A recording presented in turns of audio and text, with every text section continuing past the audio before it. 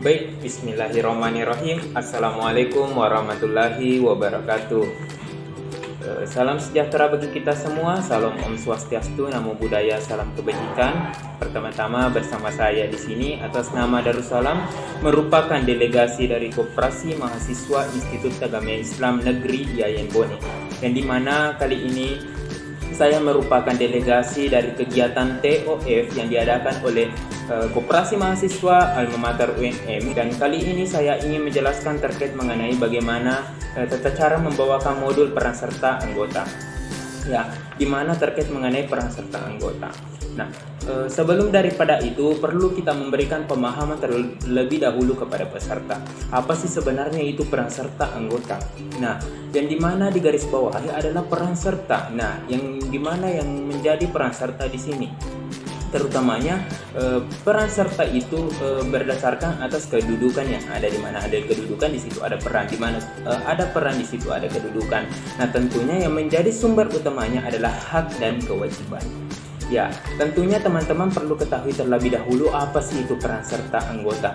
Nah, peran serta anggota merupakan sebuah hal yang timbul dalam kedudukan anggota, yang dimana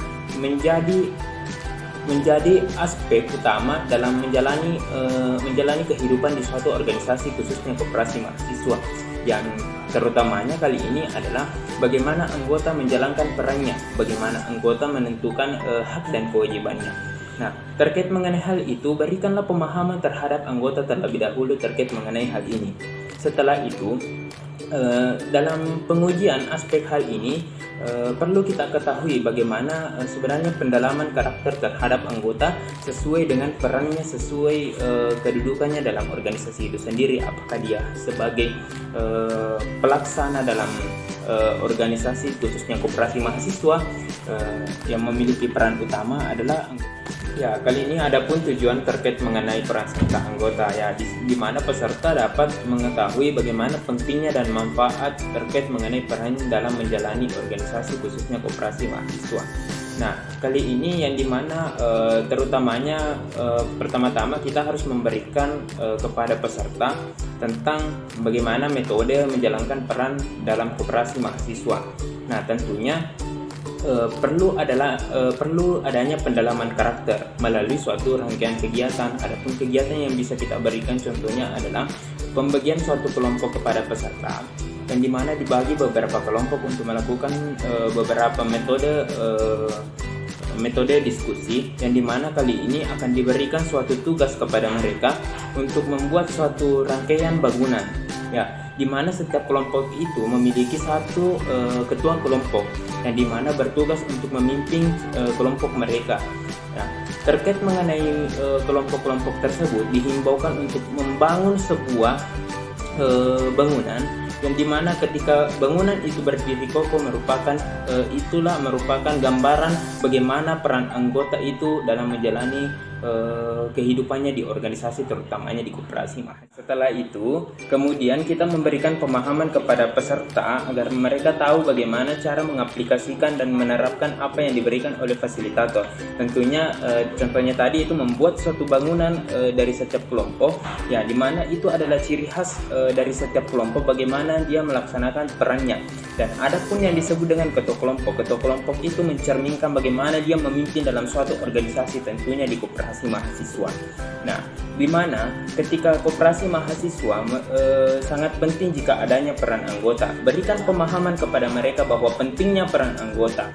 Nah, maka pentingnya suatu peran serta anggota dalam suatu organisasi, khususnya koperasi mahasiswa. Contohnya apa? Koperasi mahasiswa tanpa anggota tidak bisa jalan. Misalnya saja, simpanan itu bersumber dari anggota yang digunakan sebagai modal utama dalam menjalankan usaha.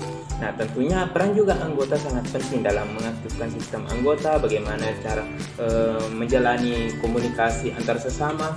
Itulah sangat penting peran anggota terhadap organisasi, khususnya mahasiswa, di koperasi mahasiswa.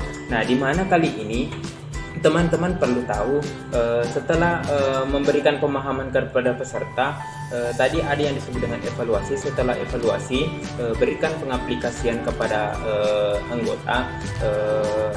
Silahkan terapkan apa yang diberikan oleh fasilitator di ruang lingkup koperasi mahasiswa.